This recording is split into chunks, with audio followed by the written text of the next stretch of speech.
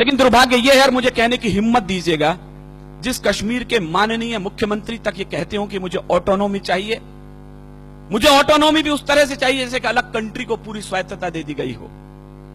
हमने अभी 370 धारा उन्हें सौंप रखी है। विज्ञ लोग जानते हैं हमने 3 प्रांतों के बराबर कश्मीर के ऊपर खर्च करते हैं, लेते उससे एक फूटी कौड़ी भी नहीं। बीमार प्रांत है वो, उसके बावजूद यदि वहां पाकिस्तान जिंदाबाद के नारे लगते हैं तो मुझे जिम्मेदार लोगों के सामने बयान देने का हक दीजिएगा।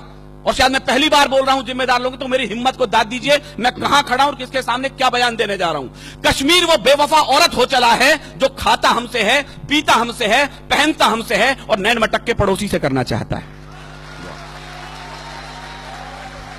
52,000 बेटे खोने के बाद ये मुल्क कश्मीर को अपना मानने को तैयार नहीं है कुछ लोग वहां पर। मैं कहना यह चाहता हूं, अपनी इस केसर घाटी को इतना लहू दे चुके हैं हम, अब तो जो भी फूल खिलेंगे वो सब फूल हमारे होंगे। अब तो जो भी फूल खिलेंगे वो सब फूल हमारे होंगे। और फारूक साहब, आपके बयानों पर 4 टिप्पणी कहते मैं अपनी बात शुरू करता हूं कि अलग देश की मांग नहीं, ये देशद्रोह का नारा है। और कहीं कविता हो, भुवन जी जैसे बड़े भाई मेरे यहां बैठे, मैं आप तक पहुंचाता हूं। अलग देश की मांग नहीं, ये देशद्रोह का नारा है।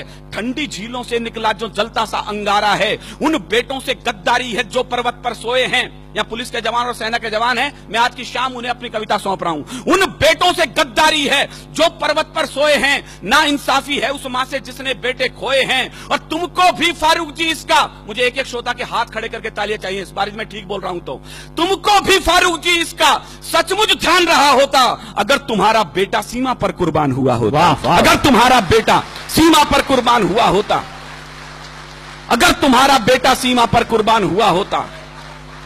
तुम कहते हो काश्मीर के तुम ना जो सीएम होते, कहते हैं तो मैं हिंदुस्तान में हूं या के विवादास्पद सूबे का सीएम हूं, मैं होता तो वहां का प्राइम मिनिस्टर होता।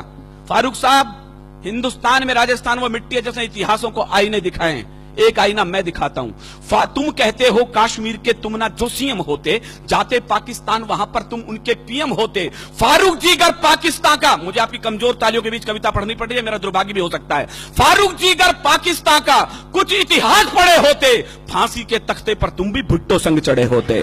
फांसी के तख्ते पर तुम भी भुट्टो संग चढ़े होते। फांसी के तख्ते पर तुम भी भुट्टो संग चढ़े होते। ये तो हम हैं जो गद्दारों को कुर्सी दे देते हैं, आस्तीन के सब सांपों को छाती पर सह लेते हैं। कोई रण में जीती भूमि भी वापस कर देता है, कोई सेना के लोहू से शाही को धो देता है, कोई मजहब के नारों से अलग देश बंटवाता है, कोई उग्रवादियों से जाकर हाथ मिलाता है। लेकिन ये तो हम लोगों की, मुझे केवल इशारे में नाम नहीं लेना, बोलना है, लेकिन ये तो हम लोगों की सब किस्मत में होना था। कुछ ऊंचे लोगों की गलती जीवन भर को ढोना था, कुछ ऊंचे लोगों की गलती जीवन भर को रोना था, कुछ ऊंचे लोगों की गलती जीवन भर को ढोना था। अच्छा होता, पता नहीं कितने लोग समझेंगे, अच्छा होता अगर पटेल कुछ लोगों को झटका देते, कुछ को आजादी मिलते ही फांसी पर लटका देते, कुछ को आजादी मिलते ही फांसी पर लटका देते।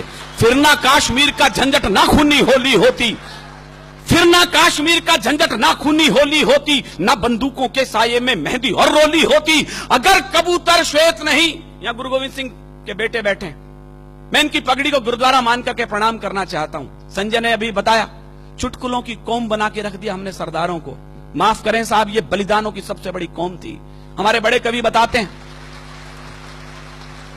123 ऑथेंटिक फांसी हुई है पहले स्वाधीनता संग्राम में।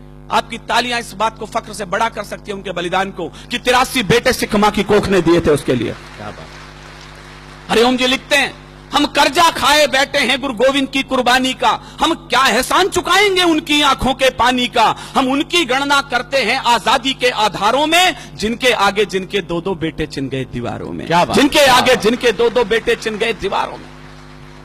चापेकर बंधुओं के अलावा केवल दूसरा बलिदान गुरु गोविंद सिंह के परिवार से आता है।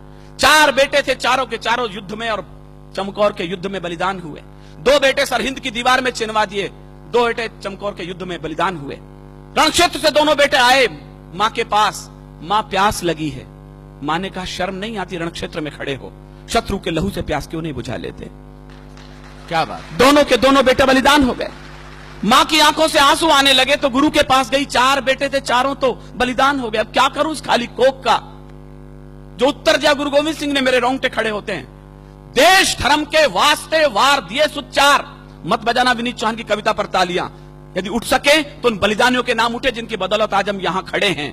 देश धर्म के वास्ते वार दिए सुत चार, अरे चार मरे तो क्या हुआ, ये जीवित कई हजार। वाह वाह, चार मरे तो क्या हुआ, ये जीवित भाई, कई क्या बात है हजार। विनीत भाई, चार वाह, मरे वाह। तो क्या हुआ, ये जीवित कई हजार। वाह। अगर कबूतर श्वेत नहीं, मेरे इशारे की भाषा, मेरी मजबूरी देखिए मुझे किन लोगों के सामने क्या बोलना है और अपनी बात भी कहनी है। एक आग का दरिया है और तैर के जाना है। मुझे दोनों पक्ष प्रतिपक्ष के लोग बैठे हैं और अपनी बात कहनी है। अगर कबूतर श्वेत नहीं, मैं आपकी बौद्धिकता पर छोड़ता हूं, इशारे पर अपनी बात कहता हूं। अगर कबूतर श्वेत नहीं, हम गुरु के बाद छोड़ देते तो लाहौर कराची को हम दिल्ली तलक जोड़ देते। वाह, वाह, तो लाहौर कराची को हम दिल्ली तलक जोड़ देते।